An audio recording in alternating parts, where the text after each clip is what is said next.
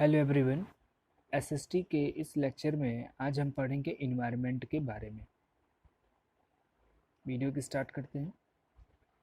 Environment का अगर simple सा मतलब मैं आपको बताऊं तो हमारे सराउंडिंग में जो चीज़ें भी हैं ना, लिविंग थिंग हो या नॉन लिविंग थिंग हो, इन सारी चीज़ों को कलेक्टिवली हम क्या बोलते हैं? इन्वायरमेंट बोलते हैं।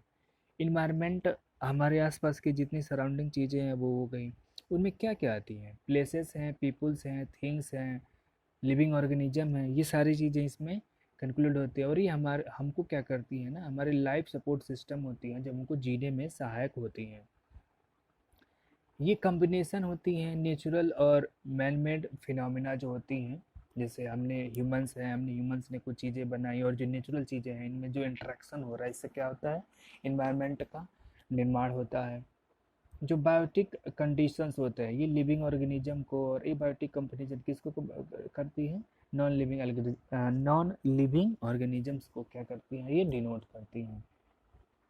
नेचुरल इन्वायरमेंट क्या होता है? नेचुरल इन्वायरमेंट का मतलब कि जो नेचर ने हमको प्रोवाइड किया है वो सारी चीज़ों को कलेक्टिवली अब किस नाम से जानेंगे? नेचुरल इन्वायरमेंट्स में, जिसमें आपका हवा हो गया, पानी हो गया, प्लांट्स हो गए, एनिमल हो गए, इन सारी चीज़ों को क्या बोलते हैं एक साथ? नेचुरल इन्वायरमेंट बोलते हैं। जो नेचुरल इन्वायरमेंट है इसको बेसिकली ब्रॉड लेवल पे चार भागों में हम बांट सकते हैं। पहले को बोलते हैं लिथोस्फीयर। लिथोस्फीयर क्या होता है? हम धरती पे रहते हैं, तो जहाँ हम अपना आवास बनाए हैं, हमने ह्यूमंस ने आवास बनाए या जितने भी एनिमल हैं या प्लांट किंगडम है, इन्होंने अपना जहाँ इनका घर है, यानी धरती का जो अपर मोस्ट लेयर है जहाँ हम सारे जीव सजीव प्राणी रहते हैं, इसको बोलते हैं लिथोस्फीयर। एटमॉस्फेयर। एटमॉस्फेयर हमारे आसपास सराउंडिंग में क्या एयर है? एयर में ऑक्सीजन अवेलेबल है जिसका इस्तेमाल हम करते हैं, हम ह्यूमन बींग्स करते हैं ब्रीदिंग करने के लिए। उसी तरीके से इस इन्वायरमेंट में, इस एटमॉस्फेयर में कार्बन डाइऑक्साइड गैस है, नाइट्रोजन गैस है, जिसका इस्तेमाल करते हैं प्लांट्स करते हैं फोटोसिंथेसिस करने के लिए। तो ये जो एयर ब्लैंकेट है हमारे सराउंडिंग में, इसको हम जानते हैं किस नाम से? एटमॉस्फेयर के नाम से। हाइड्रोस्फीयर। हाइड्रोस्फीयर का मतलब ये हो गया कि आप जहाँ जहाँ वाटर बॉडी देख रहे हैं, कहीं भी आप पानी देख रहे हैं, जैसे ओशियंस में पानी हो गए, लेक्स हो गए, ग्लेशियर्स हो गए, रिवर्स हो गए, इनको कलेक्टिवली किस नाम से जानते हैं? हाइड्रोस्फीयर। और बायोस्फीयर उस प्लेस को बोलते हैं जहाँ जितने भी लिविंग थिंग्स एक साथ रहते हैं, जहाँ जीवन मौजूद है, उसको क्या बोलते हैं? हम किस नाम से जानते हैं? बायोस्फीयर के जान से। ओके, ये सारी चीज़ें मैंने आपको डिस्कस कर दी। बायोस्फीयर में प्लांट और एनिमल किंगडम जो है दोनों एक साथ मिलकर किसका निर्माण करते हैं? बायोस्फीयर का।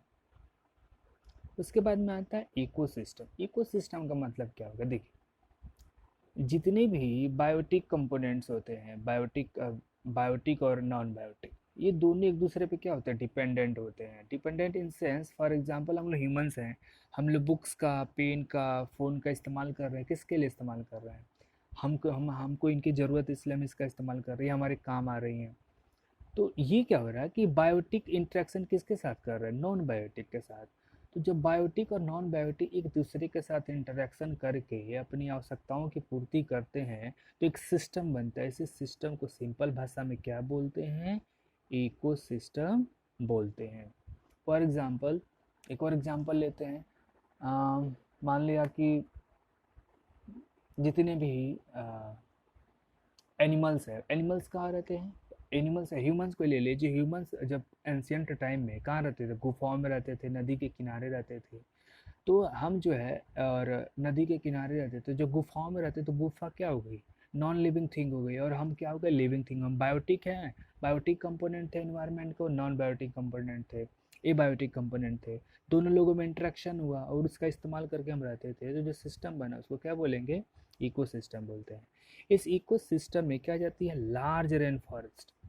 जितनी बड़ी बड़ी जो फॉरेस्ट हैं, जो रेन फॉरेस्ट के नाम से जानी जाती है, वो हो गई, ग्रासलैंड्स हो गए, डेजर्ट्स हो गए, माउंटेन्स हो गए, लेक्स हो गए, रिवर्स हो गए, ओशियन स्मॉल पॉन्ड्स हो गए, ये सारी चीज़ों पे क्या पाई जाती हैं? बहुत ज़्यादा मात्रा में लिविंग ऑर्गेनिज्म पाई जाती है। एग्जाम्पल अगर पॉन्ड को लेंगे तो पॉन्ड है, पॉन्ड में वाटर अवेलेबल है, वहाँ छोटी छोटी मछलियाँ होती है, छोटे छोटे कीड़े मकोड़े होते हैं, वहाँ जंतु भी हैं, वहाँ प्लास्टिक भी है, ढेर सारी चीज़ें हैं। एक दूसरे के साथ इंटरेक्शन करके एक इकोसिस्टम वो बना के रखे हैं जहाँ पे जीवन जो है मौजूद है। इकोसिस्टम बनेगा कब?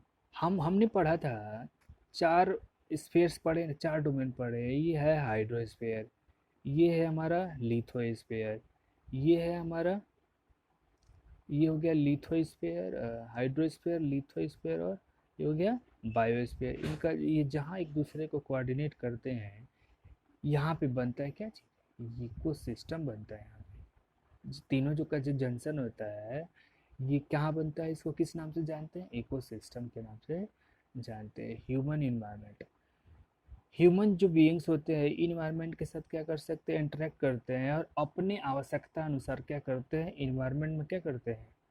चेंजेस करते हैं। फॉर एग्जांपल हम ह्यूमन बींग्स हैं, हमको रहने के लिए घर चाहिए, तो हमने घर बनाने के लिए, हमने इंडस्ट्री बनाने के लिए, हमने रोड बनाने के लिए जंगलों को काट दिया, पेड़ पौधों को उखाड़ दिया, नदी तालाबों का रास्ता मोड़ देते हैं कि हमको रेलवे लाइन गुजारनी है। तो हम क्या करते हैं? इन्वायरमेंट के साथ छेड़छाड़ करते हैं। हमको कोयला निकालना ज़मीन के अंदर से, तो कोयले जब ज़मीन की खुदाई करेंगे तो पेड़ पौधे ऊपर के काटेंगे, वहाँ के लोगों को विस्थापित करेंगे।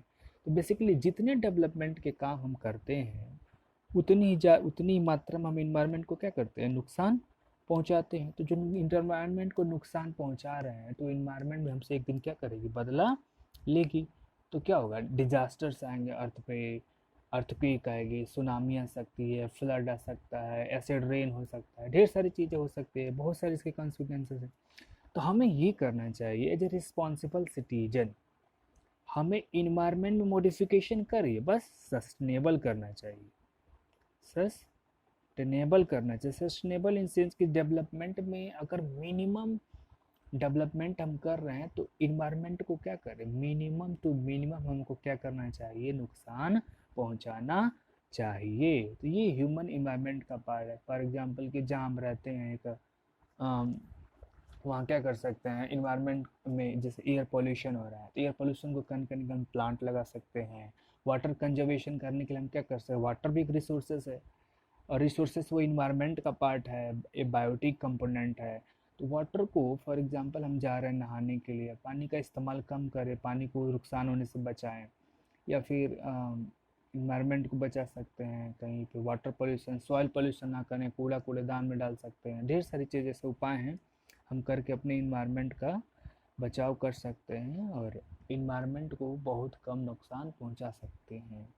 Okay, thank you. यही वीडियो ख़त्म करते हैं।